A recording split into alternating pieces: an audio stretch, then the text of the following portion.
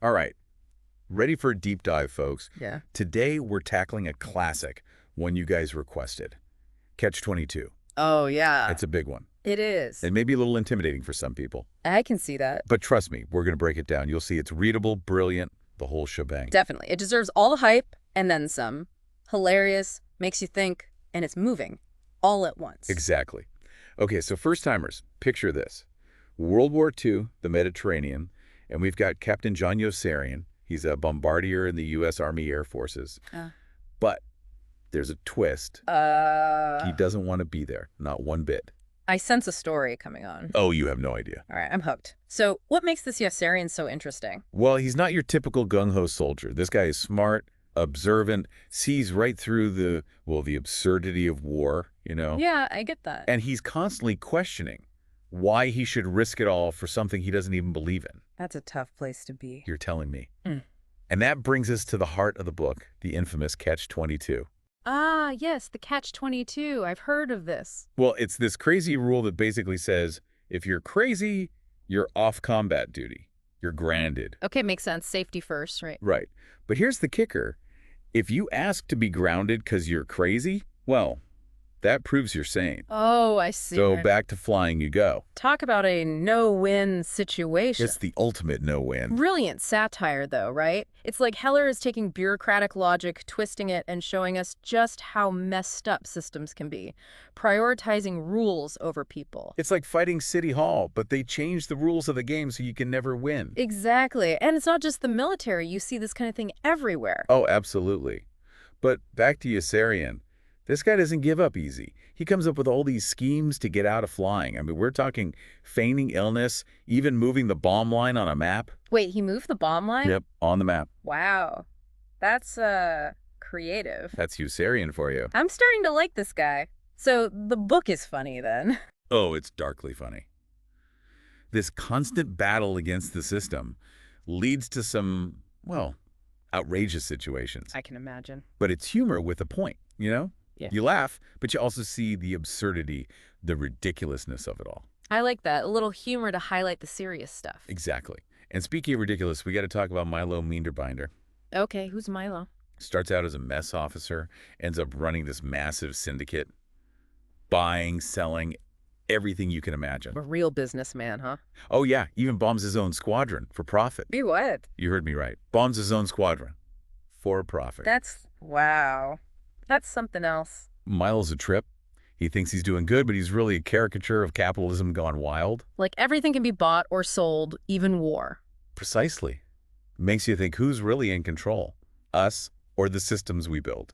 That's a good question. A really good question. And then we have major. Well, did you say Major 4 times? Yep, that's his name. Wait. Major. Okay, you're messing with me now, right? I wish I was. He becomes squadron commander, totally by accident.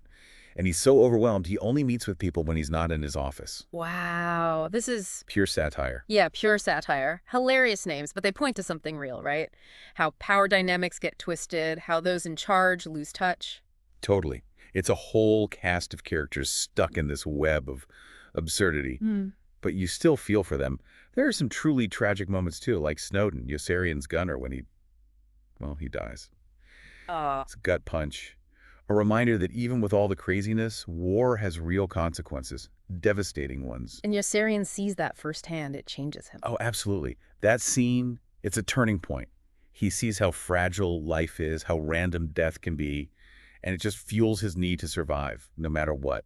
It's a reminder that Catch-22, for all its humor, is also about life and death, the big questions. It is. It really is. It really makes you think about the human condition, doesn't it? Yeah. I mean, that's what makes Catch-22 so unique. It's more than just a war story.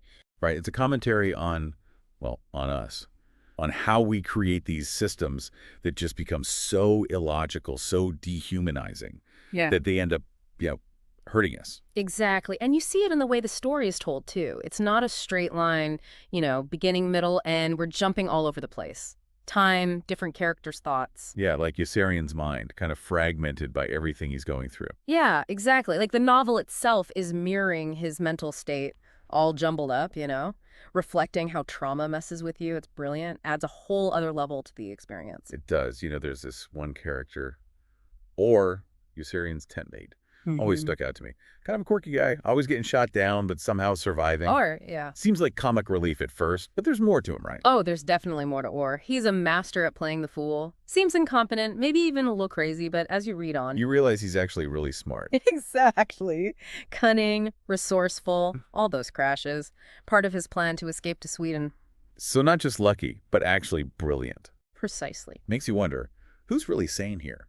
The ones following the rules, or the ones, breaking free? Right. It's like he's quietly rebelling, refusing to play by those absurd rules, and succeeding, which I think points to another big theme in the book: hope. Even when things are really dark, there's always that possibility of escape, of finding your own freedom. Hope, yeah. And speaking of escape, that ending, wow. Yossarian gets this offer right. Go home a hero, but betray everything he believes in. Or face a court-martial. The ultimate catch, Yes. right? What a dilemma. Self-preservation versus integrity? Does he sell out to save himself, or stay true to himself and risk it all? It's a tough question that goes way beyond war, don't you think? Absolutely. We all face choices like that in different ways, but still those moments where you got to decide what you stand for. It is. Where's the line? Yeah. How far would you go to survive, especially when the system is working against you? And the way Heller leaves it open-ended, with Yossarian following Orr to, well, we assume freedom, it's powerful. He doesn't give us the easy answer. Instead, it's like he's asking us, what would we do? Yeah, it sticks with you. But it's not just about the absurdity and satire, right? There's a deeper level here. Commentary about war, bureaucracy, just the whole human experience. Definitely. It's reflecting us, our systems, our choices, and even when things seem bleak, it reminds us that we can resist, choose our own path, even if it seems a little crazy to everyone else. Makes you think about the chaplain, Yeah. He seems so out of place in all the chaos. The chaplain. Yeah, just trying to do his job, offer some guidance, but always getting caught in the middle. He's almost like a symbol of innocence, isn't he? Believing in goodness, but constantly being tested by reality. Yeah, wrestling with his faith, questioning it all, but still searching for something to hold on to. Yeah. It's like even in the darkest times, that flicker of hope remains. We want something better. That search for hope, yeah, for meaning, it resonates, doesn't it? Even if you've never been through something like war. Makes you think, how do we hold on to our own sense of right and wrong? Our humanity, Yeah. when everything around us seems to want to crush it. That's Catch-22. Not just about war, but about surviving any system that's gone off the rails. And we see that struggle all over the book.